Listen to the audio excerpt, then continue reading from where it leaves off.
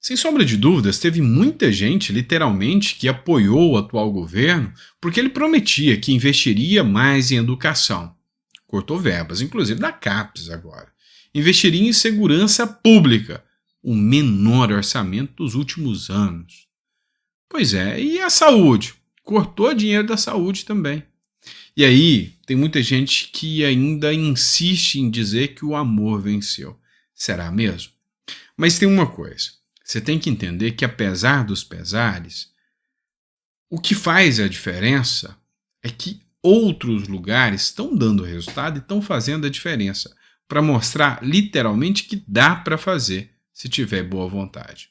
E aí, aquela frase que eu sempre repito para vocês: o maior cabo eleitoral da direita é a esquerda no poder. Quer ver um exemplo? Quer citar a diferença? Vamos começar aqui. Matéria da Jovem Pan News. São Paulo, aqui, do governo Tarcísio, atinge recorde de investimento na educação e projeta melhorias na rede estadual. O estado de São Paulo está investindo pesadamente na educação, reservando uma parcela recorde de 35,54% da receita líquida de impostos para o setor no projeto de lei orçamentário de 2024. Esse valor ultrapassa os limites estabelecidos pela Constituição Federal e pela legislação estadual, mesmo após descontar o déficit previdenciário de 28,28% do orçamento, será exclusivamente dedicado ao atendimento dos alunos na rede, marcando o maior percentual na história paulista. Tá dando para ver a diferença agora? O problema é que a mídia mentiu tanto, mas tanto contra Bolsonaro, que muita gente acreditou que realmente o governo petista iria fazer algo milagroso. Não, eles pensam no próprio umbigo e é isso que a gente está vendo. E a esquerda age assim não só aqui no Brasil, ao redor do mundo. Eles mentem, eles traem, eles enganam. Quer um exemplo? Eu vou trazer um exemplo para vocês. Duas matérias. Uma da Folha de São Paulo. Maduro e oposição afirmam um acordo por eleições livres e justas na Venezuela. Você acredita? Não, não dá para acreditar. Isso aconteceu no dia 17 de outubro de 2023.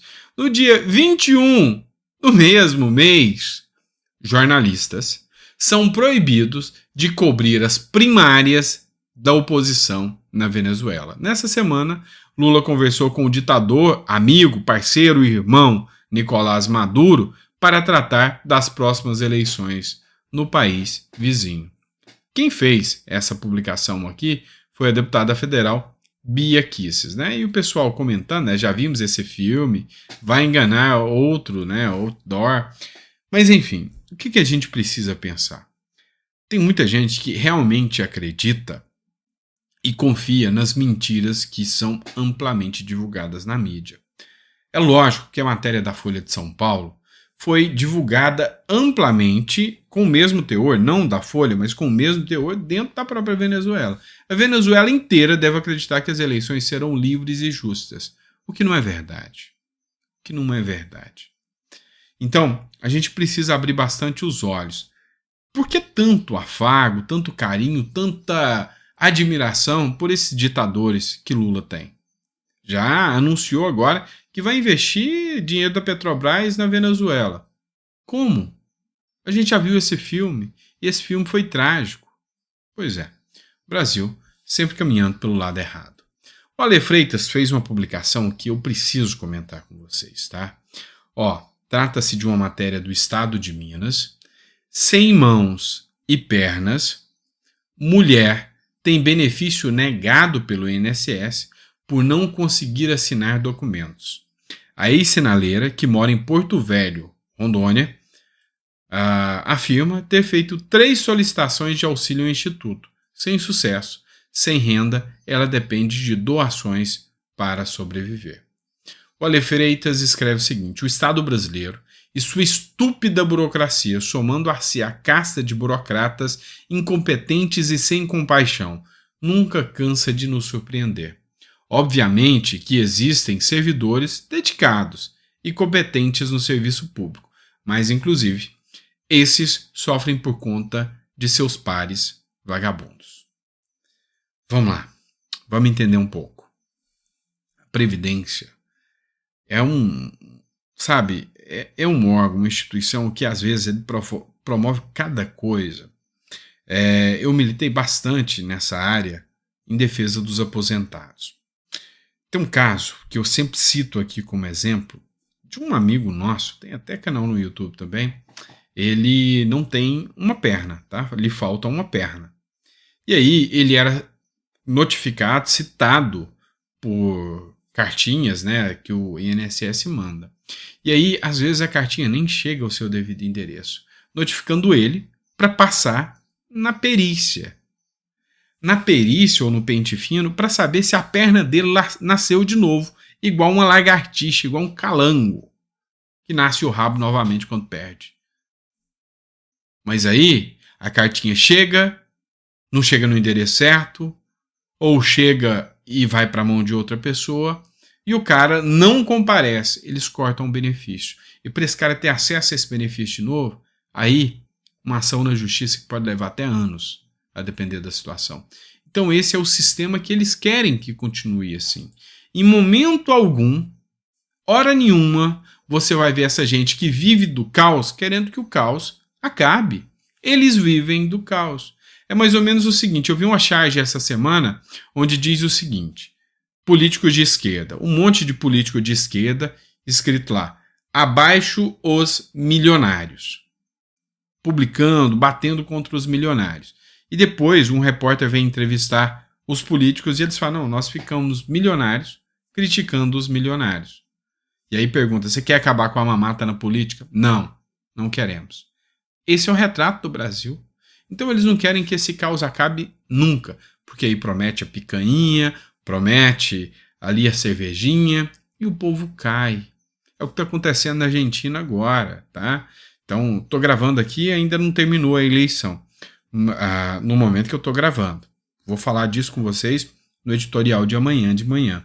Mas olha só, os caras estão prometendo que o ministro da Economia, que está deixando a economia destruída na Argentina, é o cara que vai resolver o problema da economia se ele ganhar como presidente. Ah, tá de piada, né? Vá para aquele lugar, pelo amor de Deus. É muita gente canalha mesmo nessa história de política. Vamos lá, bora falar de gente boa. Sempre há quem tem no meio desse pardieiro aí, quem se salva, né? Zema e Tarcísio. Vamos lá?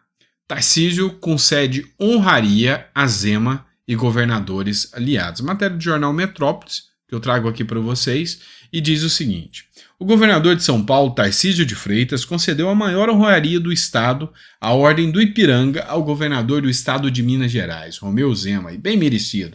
Assim como ele, apontado como potencial candidato à presidência em 2026. A mesma homenagem também foi dedicada por Tarcísio a 5 governadores bolsonaristas e ao governador do Espírito Santo, Renato Casagrande, do PSB, aliado de Lula. Ao todo, serão agraciados com o grau Gran Cruz da Ordem do Ipiranga os governadores de Minas Gerais, Romeu Zema, do Rio de Janeiro, Cláudio Castro, do Paraná, Ratinho Júnior, de Santa Catarina, Jorginho Melo e do Rio Grande do Sul, Eduardo Leite, do PSDB.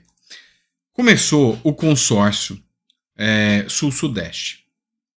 E aí teve muitas discussões de que era um movimento separatista. Não, é mais justo do que nunca. Por que o Nordeste pode ter um consórcio para defender os seus direitos e o Sul não pode? É o bom e velho vitimismo, é isso? Não, tá mais do que certo. E aí, ainda digo mais, vem o consórcio Sul-Sudeste com uma política que deveria ser implementada até por outros consórcios também, pelo consórcio Nordeste, por exemplo.